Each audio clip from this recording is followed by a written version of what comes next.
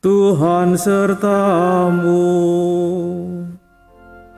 dan sertamu juga.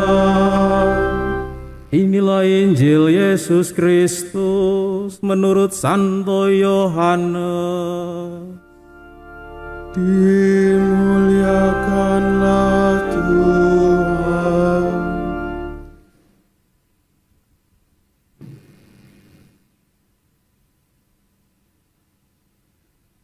Sekali peristiwa, bersungut-sungutlah orang Yahudi tentang Yesus, karena ia telah mengatakan, "Akulah roti yang telah turun dari surga." Kata mereka, "Bukankah ia ini Yesus anak Yusuf, yang ibu bapaknya kita kenal? Bagaimana sekarang ia dapat berkata, 'Aku telah turun dari surga'?"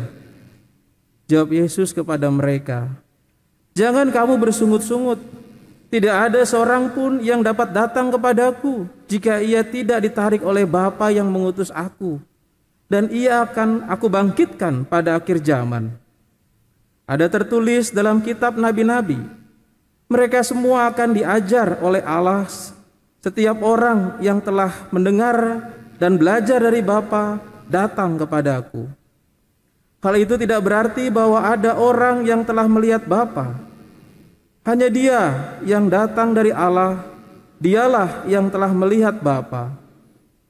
Sesungguhnya aku berkata kepadamu, siapa saja yang percaya, ia mempunyai hidup yang kekal. Akulah roti kehidupan. Nenek moyangmu telah makan mana di padang gurun, dan mereka telah mati. Inilah roti yang turun dari surga. Siapa saja yang memakannya, ia tidak akan mati. Akulah roti kehidupan yang telah turun dari surga. Jika seorang makan roti ini, ia akan hidup selama-lamanya. Dan roti yang aku berikan itu ialah dagingku, yang akan aku berikan untuk hidup dunia. Demikianlah Injil Tuhan. Terpujilah Kristus.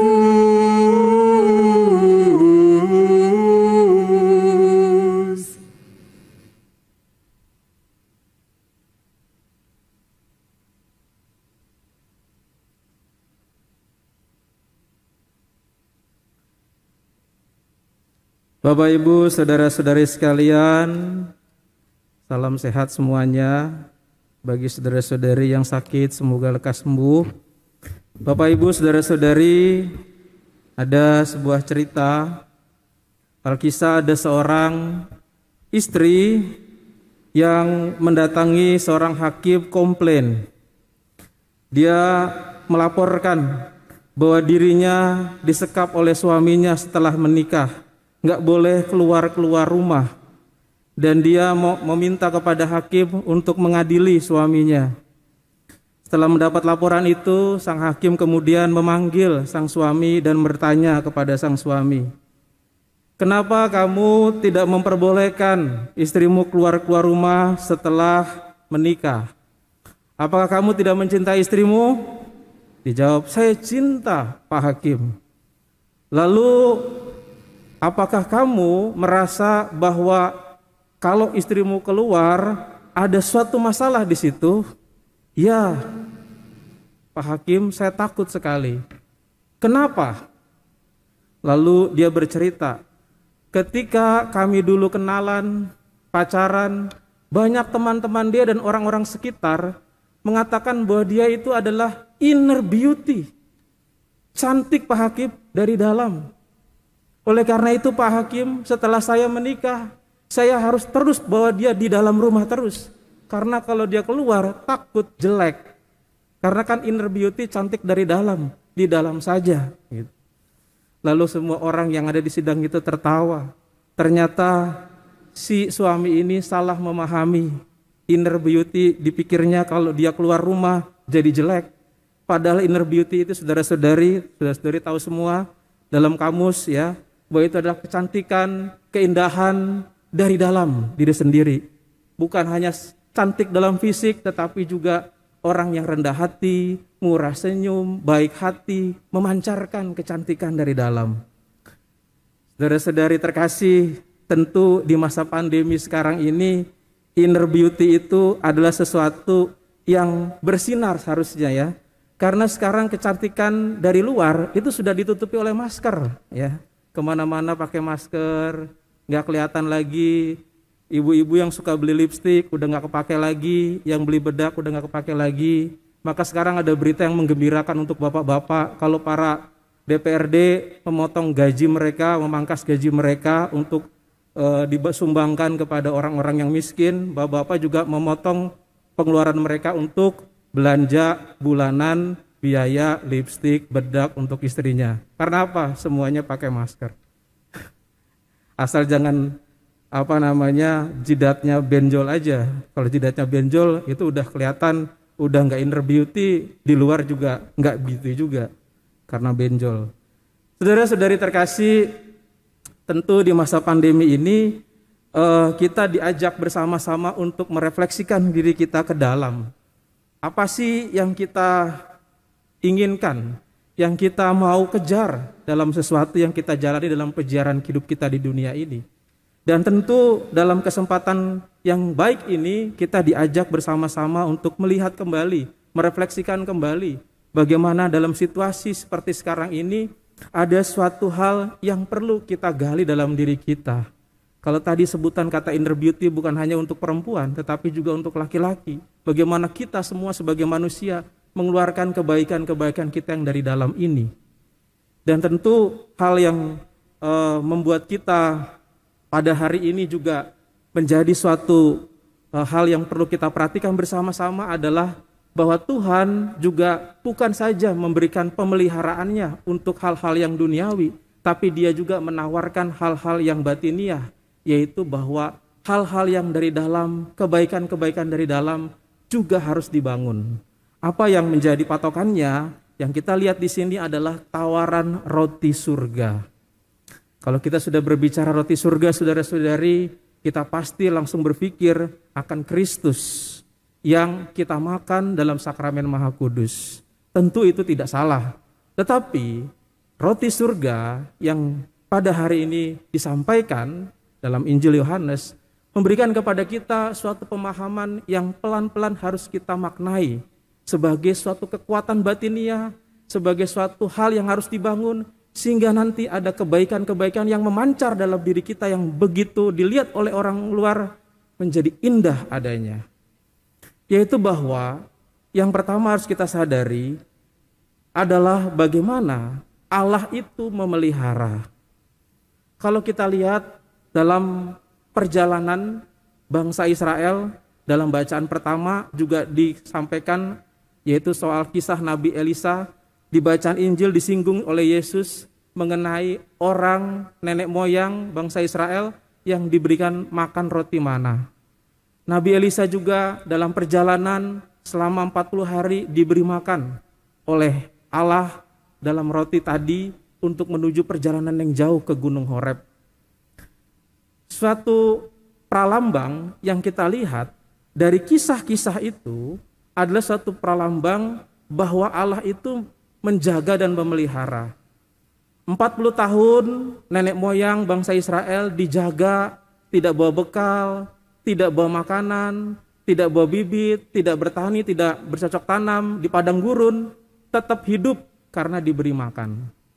Nabi Elisa yang dikejar-kejar, lari ke gunung Tuhan, ke gunung Horeb, dan dia tidak bawa bekal, sampai hampir mau putus asa, mau bunuh diri, gak ada makanan, dipelihara juga, mau diberi makanan selama 40 hari sampai ke gunung Horeb. Para murid bingung memberikan makan untuk 5.000 orang, bagaimana caranya? Akhirnya Yesus menggandakan roti, memberi makan semuanya. Allah yang memelihara ini bukan hanya memelihara dari hal-hal yang sifatnya fisik saja, makanan-makanan yang sifatnya fisik saja. Tetapi di balik itu ada makna lain, bahwa pemeliharaan itu, perawatan Allah itu lebih daripada itu, yaitu adalah memberikan yang namanya makanan batiniah, roti hidup yang memancarkan keindahan itu dalam diri kita, kebaikan itu sendiri.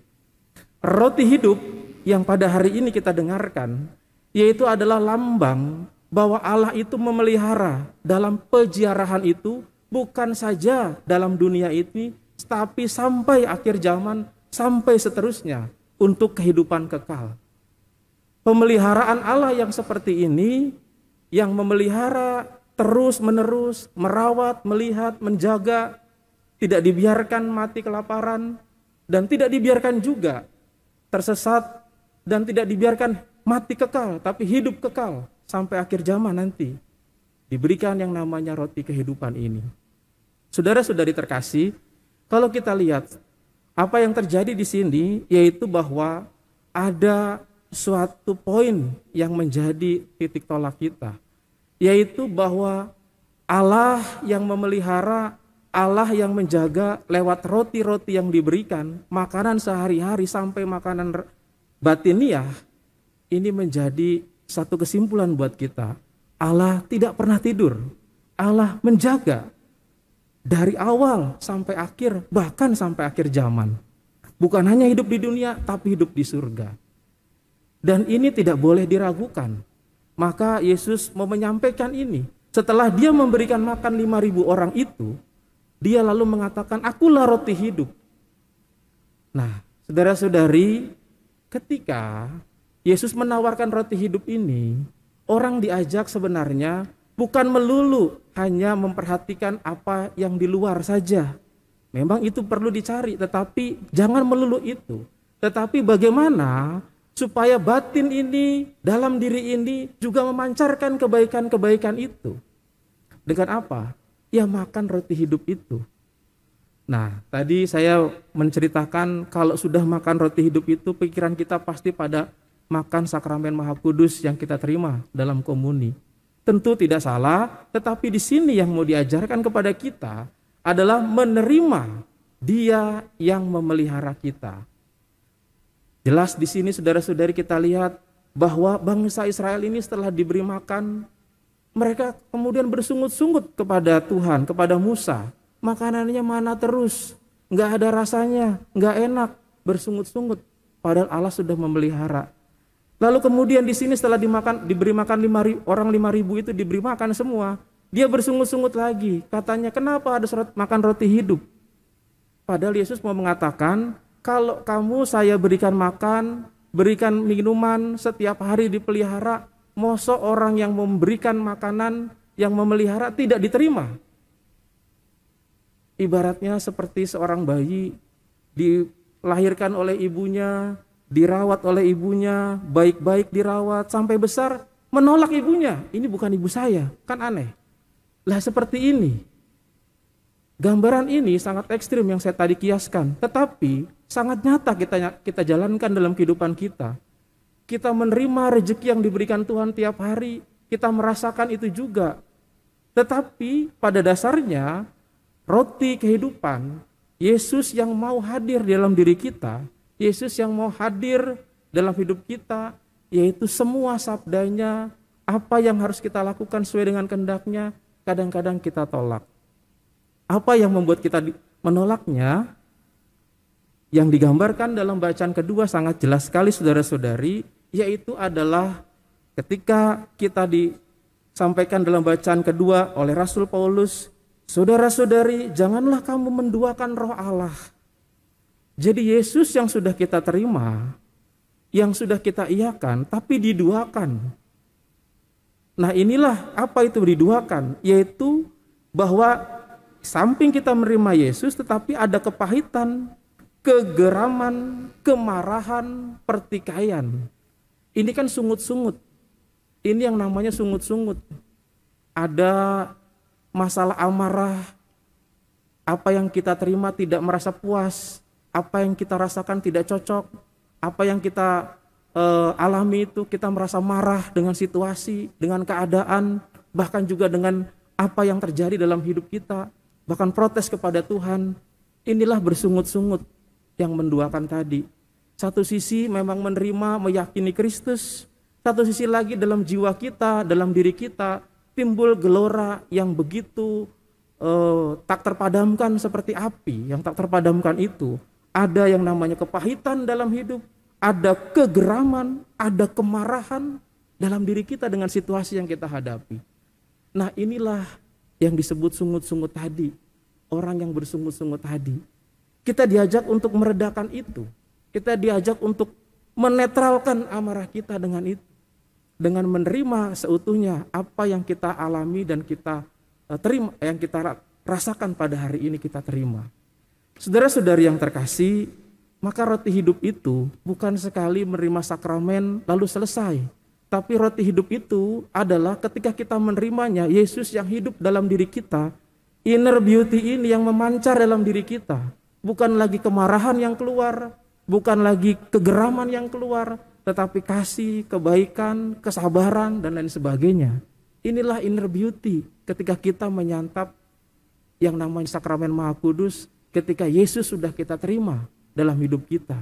Itulah yang harusnya memancar. Itulah kebaikan yang harusnya memancar, kecantikan yang keluar dalam diri kita. Kalau masih ada amarah, kalau masih ada kegeraman, kalau masih ada pertikaian, kalau masih ada kepahitan yang belum selesai dalam hidup kita dengan situasi yang sekarang, maka kita diajak untuk melihat apakah kita betul-betul sudah menerima yang memelihara kita setiap hari. Memang pada hari ini, saat-saat ini cukup dimaklumi saudara-saudari, keadaan yang sekarang itu membuat kita itu banyak hal yang sangat-sangat menurunkan derajat atau memerosotkan segala hal. Tadinya yang sebelum masa pandemi, orang datang ke supermarket, kadang-kadang habis gajian, itu tinggal pilih, tunjuk, masuk ranjang, langsung ke kasir. Sekarang kalau kita lihat di supermarket, orang lihat satu kaleng, dibolak-balik, dilihat harganya, ditaruh lagi, diambil lagi, masukin ke ranjang, dilihat lagi, ditaruh lagi ke raknya, mundur lagi, balik lagi ke blok yang tadi, diambil lagi, taruh lagi, sampai di kasir, udah mau dibayar, dilihat lagi, diambil lagi, nggak jadi, dibalikin lagi. Karena apa? Sekarang keadaan sedang susah. Mungkin dipikir-pikir, mungkin kaleng yang tadinya gampang, satu kaleng makanan yang gampang dibeli pada waktu sebelum pandemi, sekarang jadi susah. Dan disinilah kita diajak untuk memahami itu semua.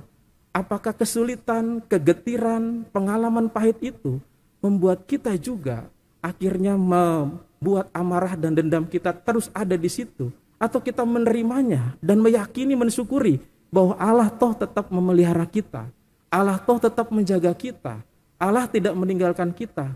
Karena prinsip yang pertama tadi, Allah tetap memelihara, tetap menjaga. Namun persoalannya adalah apakah sesuai dengan keinginan kita, penjagaan Allah, pemeliharaan Allah kepada kita. Nah, inilah pertanyaan yang sebenarnya harus dijawab dalam diri kita sendiri. Seorang ibu yang merawat bayinya pasti akan memelihara sesuai dengan apa yang dipikirkan baik. Kalau sang bayi menangis minta yang namanya martabak telur, masih umurnya 1 bulan, tidak mungkin dikasih. Seorang bayi yang merengek minum yang namanya alkohol, minta yang namanya alkohol, ditunjuk-tunjuk mau ngambil itu, ya nggak mungkin dikasih. Karena Allah tahu, karena ibu tahu yang terbaik untuk si anak ini. Maka dari itu, orang yang memelihara pasti tahu yang terbaik supaya anak itu bisa besar. Allah yang memelihara pasti tahu supaya kita itu menjadi baik dalam keadaan yang sulit ini. Maka percayakan kepada pemeliharaan Allah. Dan biarlah segala hal yang sudah kita alami, kita redam segala kemarahan, segala kegetiran, segala kegeraman yang ada dalam diri kita, meyakinkan diri bahwa Allah yang memelihara kita. Disitulah kita sudah mengeluarkan kebaikan inner beauty dalam diri kita, yaitu menerima Kristus seutuhnya yang selalu membawa kita, menjaga kita kemanapun kita pergi sesuai dengan kehendaknya.